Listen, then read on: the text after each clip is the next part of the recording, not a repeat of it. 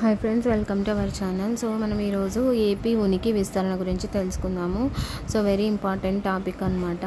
So starting నుంచి తెలుసుకుందాం, ఎలా ఆంధ్రప్రదేశ్ ఎలా ఆవిర్భవించింది అనేసి. డైరెక్ట్గా కాకుండా ముందు ఏమేమి ఉద్యమాలు జరిగాయి ఏంటి అనేది క్లియర్గా తెలుసుకుందాము.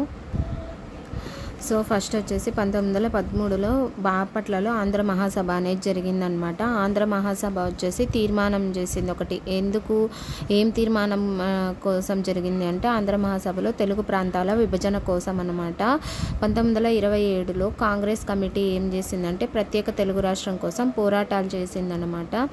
నెక్స్ట్ అది 10 ఏళ్ల తర్వాత 1937లో 1937లో మద్రాసులో శ్రీబాగ్లో ఒక ఒప్పందం జరిగింది. ఏంటంటే ఆంధ్ర తీర ప్రాంతము రాయలసీమ కోసము ఒక ఒప్పందం జరిగింది. దాన్నే శ్రీబాగ్ ఒప్పందం అంటారు.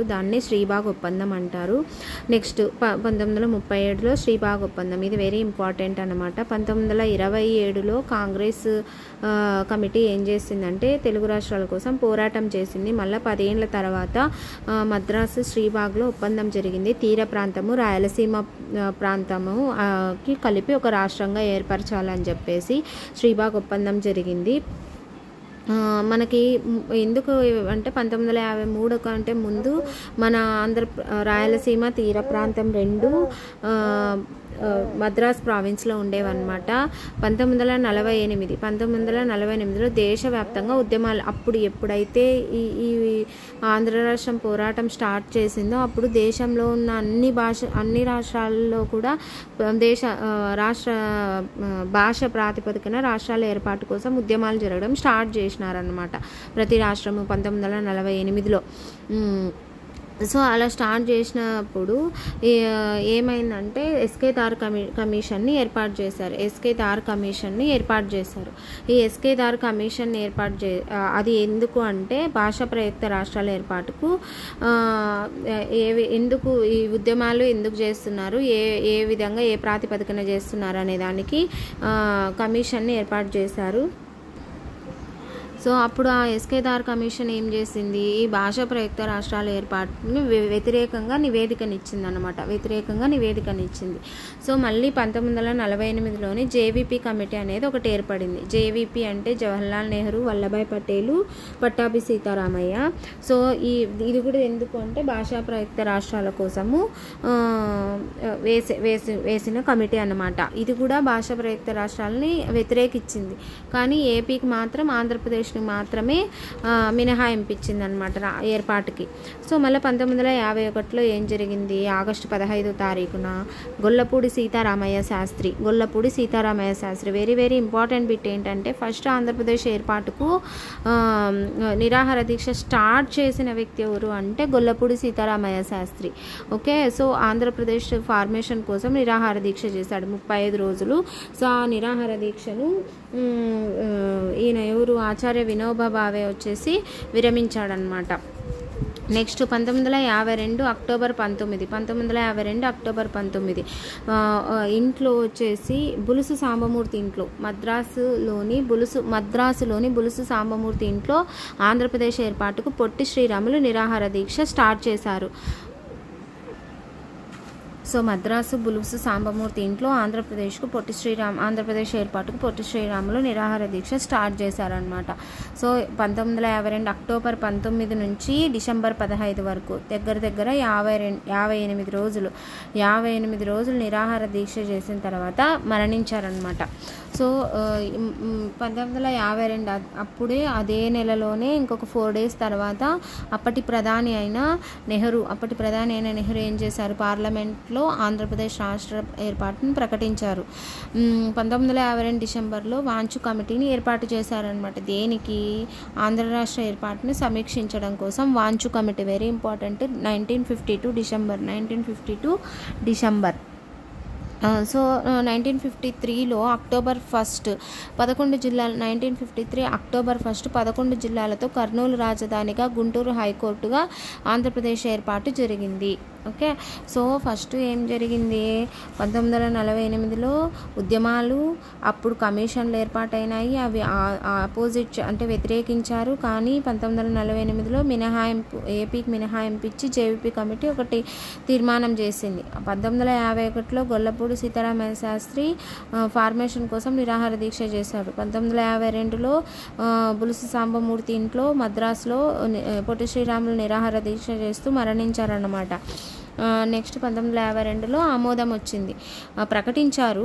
1952 డిసెంబర్లో వాంచు కమిటీని సమీక్షించండి అని చెప్పేసి. సో 1953లో 11 జిల్లాలతో ఏర్పాటైంది, కర్నూలు రాజధానిగా, గుంటూరు హైకోర్టుగా. సో భారతదేశంలో స్వాతంత్రం కంటే ముందు భాషా ప్రాతిపదికన ఏర్పడిన రాష్ట్రాల్లో ఒడిస్సా మాత్రమే ఉండేది. స్వాతంత్రం తర్వాత ఫస్ట్ భాషా ప్రాతిపదికన ఏర్పాటైన రాష్ట్రం వచ్చేసి మన ఆంధ్రప్రదేశ్ మాత్రమే. సో అప్పటి ఫస్ట్ ముఖ్యమంత్రి ఎవరు, ఆంధ్ర రాష్ట్రం అనాలి, ఆంధ్ర రాష్ట్రానికి అంటే టంగుటూరి ప్రకాశం పంతులు. సో నెక్స్ట్ వచ్చేసి 1953లో మళ్ళీ ఫజల్ అలీ కమిషన్, అంటే ఇవి ఎందరూ పునర్వ్యవస్థీకరణ చేస్తున్నారు అని చెప్పేసి అప్పటి గవర్నమెంట్ ఏం చేసింది, ఫజల్ అలీ కమిషన్ని ఏర్పాటు చేసింది. ఫజల్ అలీ కమిషన్ రాష్ట్రాల పునర్వ్యవస్థీకరణ కమిషన్ అనమాట ఇది. దీంట్లో సభ్యులు వచ్చేసి అప్పటి చైర్మన్ ఫణిక్కర్, హెచ్ఎన్ కుమ్రు ఉన్నారనమాట, ఇద్దరు సభ్యులు ఉన్నారు. ఈ 1953లో ఇదైతే 1955లో అంటే 2 ఏళ్లకు ఒక నివేదికనిచ్చింది. ఏంది అంటే నివేదికనిచ్చింది. దీనికి సంబంధించి 1956లో రాష్ట్రాల పునర్వ్యవస్థీకరణ చట్టం అనేది ఏర్పాటు చేశారు. ఇది వెరీ ఇంపార్టెంట్. 1956లో రాష్ట్రాల పునర్వ్యవస్థీకరణ చట్టం, దీని ద్వారానే ఆంధ్రప్రదేశ్ అనేది ఏర్పడింది. 1948 సెప్టెంబర్ 17 ఇది ఆంధ్ర రాష్ట్రం. నెక్స్ట్ హైదరాబాద్ చూద్దాం. సో తెలంగాణకు సంబంధించి 1948 సెప్టెంబర్ 17న హైదరాబాద్ రాష్ట్రం, 1948 సెప్టెంబర్ 17 హైదరాబాద్ రాష్ట్రం నిజాం పరిపాలనలో ఉండేది. సో అప్పటి వరకు అప్పుడు ఏమైంది, ఆపరేషన్ పోలో అని చెప్పేసి ఒక సైనిక చర్య చేసి ఇండియాలో అంతర్భాగం చేసుకున్నారు మన హైదరాబాద్ని. సో ఈ 1952లో రాష్ట్రంగా మారిందనమాట. 4 ఏళ్లకు రాష్ట్రంగా మారింది. రాష్ట్రంగా మారిన తర్వాత బూర్గుల రామకృష్ణారావు ముఖ్యమంత్రిగా పనిచేశారనమాట, కాంగ్రెస్ అతను. సో 1956లో అంటే 4 years తర్వాత ఫిబ్రవరి 1956 ఫిబ్రవరి 20 ఢిల్లీలో ఒక మీటింగ్ జరిగింది, పెద్ద మనుషుల ఒప్పందం అని. అంటే తెలంగాణ, ఆంధ్రప్రదేశ్ రెండిట్లోనూ తెలుగు మాట్లాడతారు. సో భాషా ప్రాతిపదికన 2 రాష్ట్రాలు ఒకటే అని కలిసిపోవాలా అనేసి ఒప్పందం జరిగింది. ఎప్పుడు, 1956 ఫిబ్రవరి 20 పెద్ద మనుషుల ఒప్పందం ఢిల్లీలో. సో 1956 నవంబర్ 1 ఆంధ్రప్రదేశ్ ఏర్పాటైంది, అంటే హైదరాబాదు రాజధానిగా. అప్పుడు ముందు 11 జిల్లాలతో కర్నూలు, ఇప్పుడేంది హైదరాబాద్ రాజధానిగా ఆంధ్రప్రదేశ్ ఏర్పాటైందనమాట. ఓకే. సో ఆంధ్రప్రదేశ్ ఫస్ట్ ముఖ్యమంత్రి ఎవరు అంటే ప్రకాశం పంతులు. ఫస్ట్ ఆంధ్రప్రదేశ్ కాదు, ఆంధ్ర రాష్ట్ర